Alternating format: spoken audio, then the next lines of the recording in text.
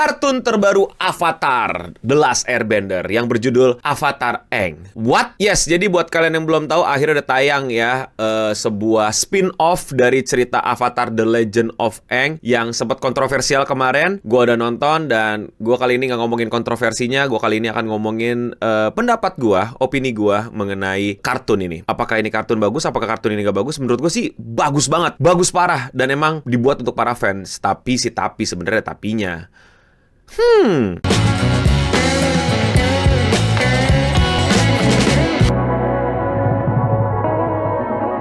Yang pengen gue keselin pertama adalah judulnya. Lu tau gak judulnya apa? Avatar Aang The Last Airbender. Seriesnya Avatar The Last Airbender. Judul movie-nya Avatar The Last Airbender. Gue sangat-sangat mempertanyakan decision making kreatif di balik penamaan-penamaan yang kayak bedainnya gimana woi? Kenapa gak dikasih judul aja ini spin-off kayak The Next Avatar Last Airbender atau kayak The New Airbender or Aang Another Story of The Last Airbender. Whatever it is lah, pokoknya yang penting bikin gak bingung. Tapi intinya yang gue omongin adalah yang keluar di Paramount Plus.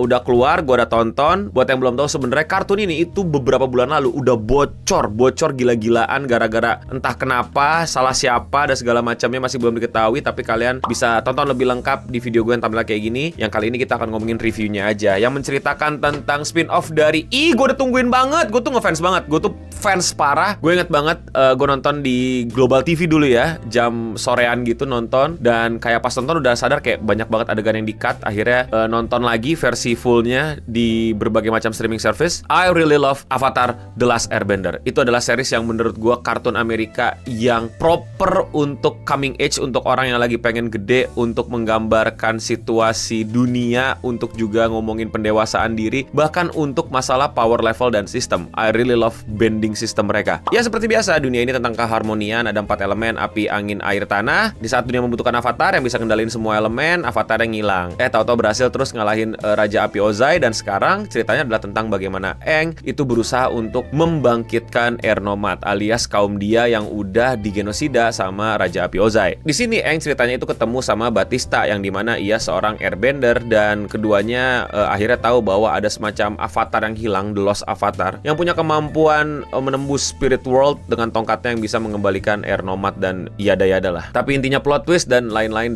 Itu menurut gue ceritanya cetek banget. Sorry banget, ceritanya menurut gue sangat cetek, sangat biasa aja. Jatuhnya nyari-nyari dan tidak kreatif. Oke, lu silakan benci gue, lu silakan tidak suka gue, tapi problem Air Nomad ini itu kalau lu udah nonton Korra itu udah selesai dan udah cukup dalam, lebih didapatkan emosinya di Tenzin. Aang itu udah selesai harusnya tentang masa lalunya, tentang lukanya di mana ia menjadi The Last Airbender, itu harusnya sudah selesai menurut gua. Tapi di sini kayak diada-adakan dan dicari-cari, padahal menurut gua banyak banget konflik dari komik-komiknya yang bisa diangkat dan menurut gua bakal tetap keren banget. Kayak kalau kalian tahu, ini spoiler alert kalau kalian belum mau tahu, di komiknya Aang sama Zuko tuh berantem lagi. Bahkan Aang berantem sama Avatar Roku, mentornya yang udah meninggal. Kok bisa? Nah, itu keren banget. Itulah awal mula pembentukan Republic City. Menurut gua konfliknya lebih dewasa, lebih modern, lebih mencoba untuk hal yang baru, nggak lagi balik ke belakang masalah keseimbangan dan lain-lain. Ngomongin keseimbangan yang modern di tanah kolonialisasi yang udah bercampur antar tiap tribe, tiap suku, tiap klan, tiap pengendali. Kira-kira politiknya gimana? Itu seru banget komiknya. Plus lu dapat arc Zuko nyari emaknya. Di sini menurut gua sayang banget,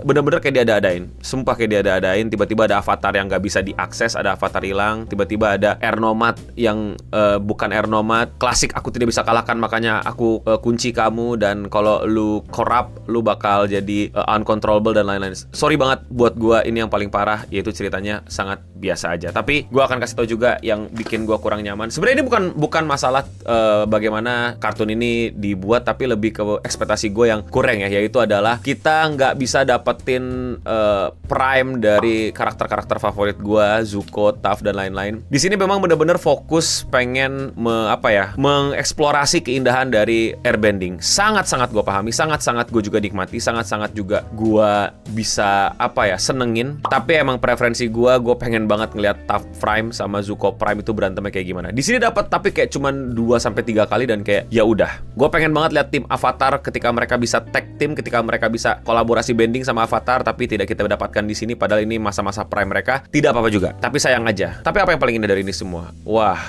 ya pasti ini surat cinta buat fans ya. Maksudnya buat gue yang udah lama nungguin series Avatar dan kita malah dapat live action yang kayak gitu. Ini animasinya menurut gue bagus banget, indah banget, seru banget, keren banget. Benar-benar nunjukin kualitas lu di 2026. Bukan kayak cuman kacang-kacang, bukan tim yang setengah-setengah, tapi emang pengen benar-benar maksimal dan attention to detail. Walaupun gue nggak suka koreografinya, gue juga nggak suka beberapa pewarnaannya, dan gue juga agak kurang nyaman sama bagaimana mereka menganimekan. Kalian sadar nggak? Ini bener-bener menganimekan, menjapanese beamkan karakter-karakternya seperti mata-mata anime, iconic move anime dan lain-lain. Gak masalah, tapi kadang-kadang ya justru gue pengen lihat Avatar yang gue tonton pas kecil dulu yang sangat-sangat western cartoon sekali, tapi di sini jadi Japanese beam semua, which is lagi-lagi Vine karena menurut gua sangat indah dan sangat proper dikemas dan didesain sehingga asik dan enjoy buat ditonton. Kalian lah yang bikin channel ini masih terus bisa upload. Dukung channel ini dengan sesimpel menjadi membership. Dengan 10.000 kalian bisa join Sing sama Aristoteles, kalian bisa dapetin badge yang beda dan emoji-emoji yang aneh pada saat chat kayak gini. Dan di akhir video nama kalian akan keluar kayak begini. Udah ratusan orang jadi member, kalian kapan? Cara joinnya gimana? Tinggal klik tombol join atau gabung di bawah.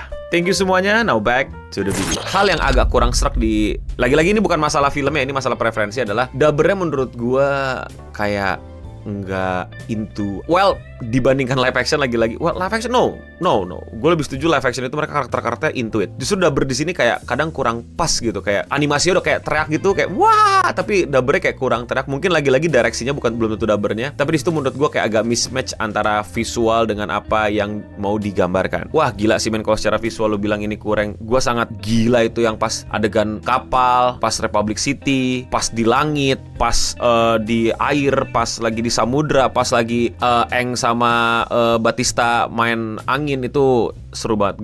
Gue sangat-sangat nikmatin sekali itu. Indah sekali, itu keren banget, itu pengen nunjukin kalau mereka bisa. Sound design mereka juga lumayan banget. Sangat gue sayangkan adalah koreografinya. Kenapa sih koreografinya kurang? Ya kurang aja gitu. Nggak kayak lu ngeliat series yang bagaimana banyak gerakan-gerakan mereka tuh nggak kartunis, tapi lebih ke koreografi material arts. Di sini sangat-sangat kartunis, jujur aja. Kartunis tuh maksudnya kayak lebih nggak make sense gitu. Kayak Toph ngelilingin boulder gitu ya pas lagi lawan anak buahnya, atau Katara yang ngebelah samudra dengan form yang menurut gue sangat tidak nunjukin apa ya, superioritas dan sesulit apa itu. Zuko dengan firebendingnya menurut gue di sini sangat kurang ya.